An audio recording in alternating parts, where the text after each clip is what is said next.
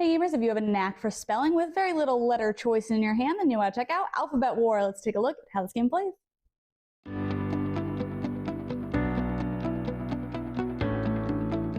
In this game, players are trying to get rid of all of the cards in their hand, and they'll do so by creating different words at the shared center of the table.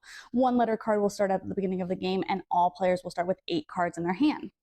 On their turn, a player can take up to 3 actions. Possible actions are to add cards into the center, remove cards, replace cards, rearrange the letters in the word to make a new word, or to play a punctuation card. So on my turn, I think I'm going to have a pretty easy turn. I think I'm going to just play 3 letter cards as my 3 actions, because you can do the same action multiple times. The only thing you can't do is replace a letter that you played that turn.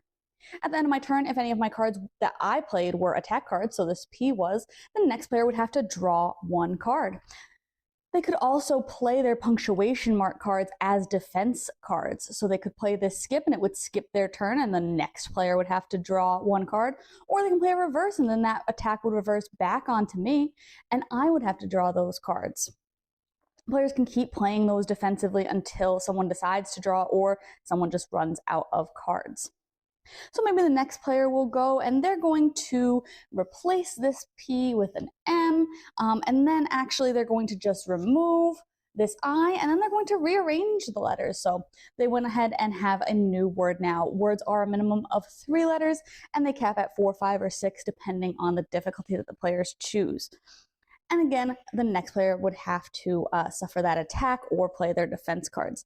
If a player can't do any actions on their turn, they will have to draw 1 card as their turn in order to just keep the game moving.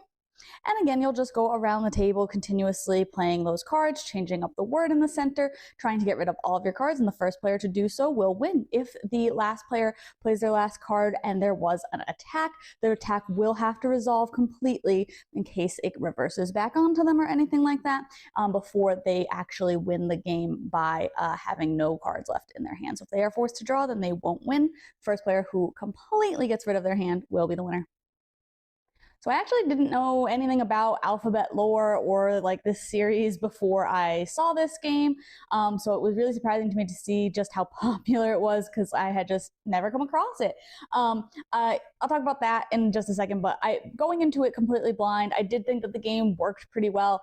I thought it was kind of a unique take on word games and card games. I thought that it just worked pretty smoothly, just having one shared word that you kind of were taking letters away from, rearranging, and then playing cards from your hand to try and get rid of all of those cards. So there were turns with those 3 actions where maybe you couldn't play 3 cards, and of course that's disappointing, but you may have to rearrange the word before you can actually play anything because you just don't have the right set of letters.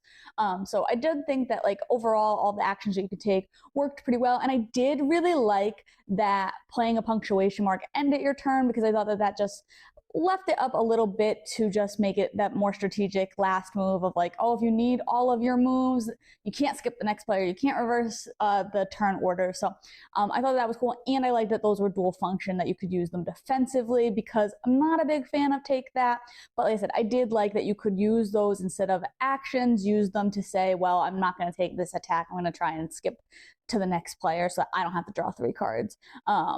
Overall, I think that the take that is my least favorite part of the game. It just didn't feel super necessary because there's already that luck of the draw and oh, I've got letters that are kind of harder to use. X's are harder to use. QU is harder to use.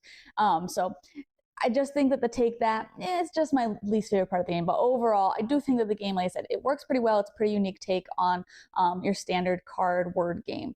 And then I did go ahead and check out the show as well on YouTube, just because I wanted to have that context. It is kind of funny, kind of silly, and I think that just kind of makes sense with the look that this game has, which I do think it's a fun, silly kind of look. So if you already like the show, definitely worth checking out. It's super light, super easy to get into, plays a decent number of players, which I like. Even if you're not a fan of the show, if you like word games, spelling games, then this might be up your alley, but you can check out my full thoughts on the blog today to decide if this one's for you.